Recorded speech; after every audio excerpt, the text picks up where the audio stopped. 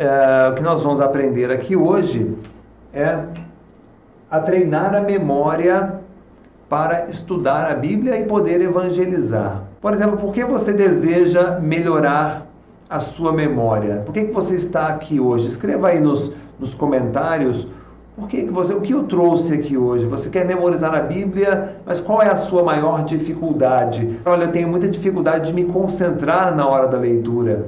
Eu tenho dificuldade de memorizar um número de versículo ou de localizá-lo na Bíblia. Eu tenho dificuldade de memorizar, de lembrar na hora que eu preciso, né, uma passagem bíblica para aconselhar um irmão. Então, qual é a sua maior dificuldade?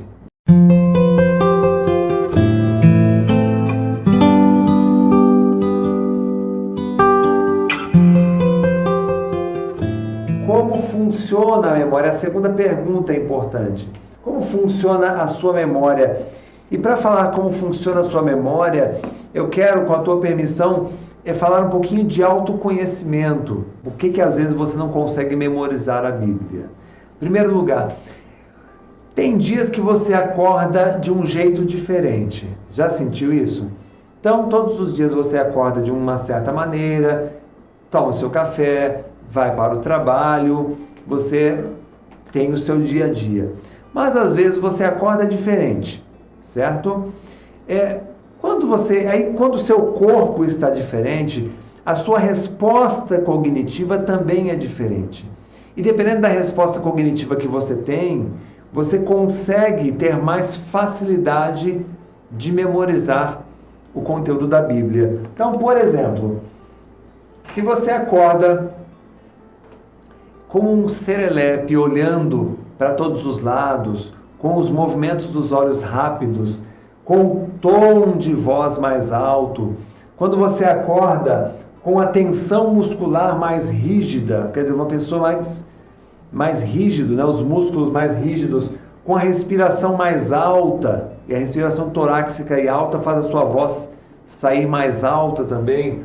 Quando você acorda com o toque, você toca nos seus olhos, você presta atenção mais nos seus olhos, você abre mais os seus olhos, quando você aponta para as coisas que você está se direcionando, quando você se movimenta rapidamente, você está ativando um canal de preferência visual.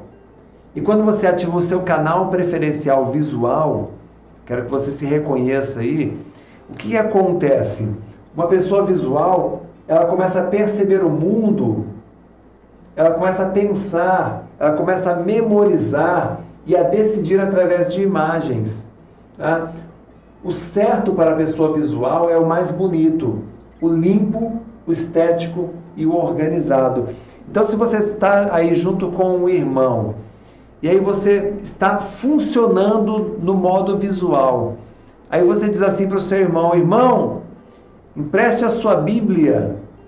Aí o irmão, ele joga a Bíblia na tua mão, aí você vê aquela Bíblia toda encebada, aquela Bíblia toda cheia de orelhas, aquela Bíblia suja, caiu alguma coisa e molhou a Bíblia, está toda estragada. Então o irmão que é visual, naquele momento, ele pega aquela Bíblia e fala: meu Deus, esse irmão ele é muito relaxado, esse irmão ele não cuida bem das coisas dele, porque quando o irmão está operando no modo visual, o certo para você é o mais bonito, é o mais limpo, é o mais estético, é o mais organizado. Então talvez ao pegar aquela Bíblia, você não consiga se concentrar tanto nela, você não consiga ler, porque o seu foco ele está talvez numa Bíblia que não está de acordo com aquilo que você valoriza.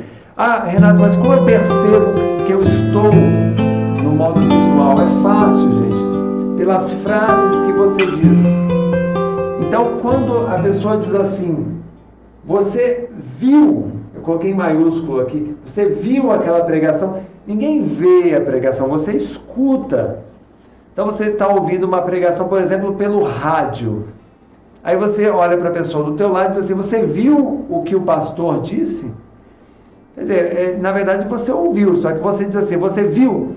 Então você acaba identificando, olha, aquela pessoa está operando no modo visual. O cérebro dela está pensando por imagens. Né? Olha que bênção esta notícia, olha que bênção. A pessoa te disse alguma coisa, você diz assim, olha que bênção. Né? A notícia é no modo visual. É uma ideia brilhante, Brilho é luz, luz é coisas de... uma característica que o visual valoriza. Ah, está clara esta mensagem para você? Não? Olha essa frase aqui. O coisa feia não entra aqui. Então a pessoa não quer dizer o nome do coisa feia. O coisa feia é feia, coisa é feia. Então ele usa aqui um adjetivo. Né? Que belo culto tivemos hoje, que belo, bonito, limpo, estético a pessoa. Então você reconhece uma pessoa visual dessa forma. Né? Agora, como é que você sabe que uma pessoa está operando? Quando você tem um contraste. Vou dar um exemplo aqui. Aqui, ó. Quando o seu tom de voz ele é mais baixo. Quando a sua respiração é abdominal, você respira pelo abdômen. Quando o seu movimento de olhos são movimentos mais lentos. Tá? Quando você tem uma tensão muscular mais solta, quando você toca muito no seu coração, tá? Você está operando no modo sinestésico. E ao operar no modo sinestésico, você tem o quê? Uma pessoa, naquele momento, você percebe o mundo, pensa e memoriza e decide através de sensações. Através de sensações, tá? O certo para você é o conforto, é o contato, é o carinho. Deixa eu te dar um exemplo aqui. Eu conheci em Lins, interior de São Paulo, um casal. O marido era sinestésico, policial militar sinestésico. A esposa, dona de casa, visual. O marido sinestésico, o que é certo para ele? O conforto, o contato, o carinho. Para a esposa visual, o que é certo? A limpeza, a disciplina, a ordem. Então, o que acontecia? O marido chegava do trabalho, ele cansado, suado, calor. A primeira coisa que ele queria fazer, abraçar a esposa, tocar a esposa. E ela, qual é a primeira coisa que ela queria fazer quando via ele sujo, suado, cansado? Ela queria que ele fosse tomar um banho e ficar limpo. Então, ele se aproximava para abraçar, ela se afastava dele. Bom, e ele ia tomar banho e ele, sem o cuidado estético, ele às vezes bagunçava, fazia barba, bagunçava o banheiro, molhava, jogava a toalha de um lado, as roupas do outro, a meia. Aí ela olhava aquele banheiro e dizia, meu Deus, meu marido não gosta de mim. Aí ele sentava na cama, desarrumava, porque o visual, a cama tem que ser toda arrumadinha, né? E aí o marido sentava na cama, ela, meu Deus, o meu marido, ele bagunçou toda a cama.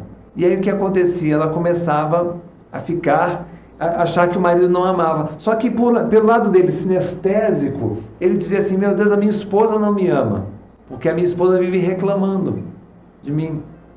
E esse casal já ia começar já estava pensando em se separar, quando eles começaram a entender que o que eles têm, na verdade, são sistemas de representação, de visualização, de aprendizagem, de memorização diferentes. E aí a gente deu uma aula sobre isso, eles entenderam e aqui acabou apaziguando aquele casal, eles entenderam que cada um tem um jeito de funcionar. E o que eu estou querendo mostrar aqui é que nós temos formas de trabalhar, de funcionar. Um sinestésico, ele diz assim, me senti bem com aquela pregação. Né? O visual diria, você viu que bonita aquela pregação? Benzinho, pega a Bíblia para mim. O sinestésico, ele gosta de usar o diminutivo. É uma delícia ouvir o pastor falar. Ou a mensagem foi muito pesada, hoje a pesada é uma sensação. Se fosse o visual, a mensagem foi muito feia, ou foi muito bonita. O coisa ruim, o visual diria o coisa feia, aqui é o coisa ruim, porque se sente mal. Né? Se toca, temos culto hoje. Então, tá entendendo? Então é muito interessante você conhecer esses canais. E o auditivo, ele é um meio termo. Quando você está com movimentos médios, tom de voz médio, gesticulação média, respiração média, você é auditivo, toca muito na boca. Quando você conversa tocando na sua boca, tocando no maxilar, na mandíbula, tá? Você está no modo auditivo. E a mesma coisa, o auditivo ele percebe o mundo e memoriza através de sons. O auditivo, para ele, o certo é a objetividade, o benefício, a negociação. Então, se você está aí com a Bíblia nas mãos e você quer evangelizar, e você sente que o seu irmão é visual, a pessoa é visual, você pode dizer assim: irmão, eu tenho uma belíssima passagem para ler para você. Quando você usa a palavra belíssima, é como se tocasse um sino na cabeça do seu irmão. E o que você está despertando nele naquele instante? A concentração e o poder de quem se concentra memoriza, é a memorização.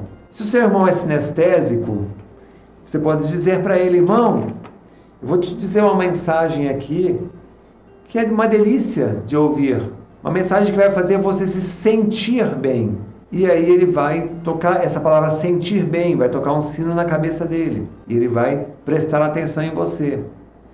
E o auditivo? O auditivo, eu vou ler uma mensagem, vou dizer uma mensagem para você, e essa mensagem vai ajudá-lo a sair desse problema, a resolver esse problema, porque o auditivo ele valoriza muito o benefício, a negociação. Então, você vai ter a atenção do auditivo para você. E o auditivo diz frases assim: você ouviu aquela pregação, escuta que bênção essa notícia, é uma ideia gritante, ou está harmônica essa mensagem, não vou nem dizer o nome dele, que ótimo culto tivemos hoje. Aí você acaba... Agora, professor Renato, como é que eu faço para poder usar isso nos meus estudos bíblicos?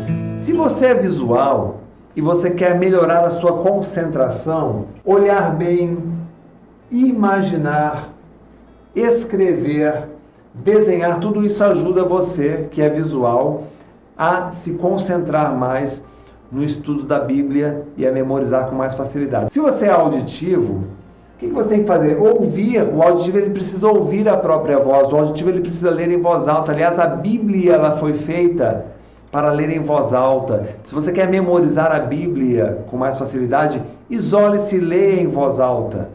Facilita para você falar, escrever, repetir, ajuda o auditivo. Muito bom. O sinestésico, sentir, escrever e experienciar. Se você pudesse aplicar as 3 estratégias na memorização da Bíblia, o que aconteceria?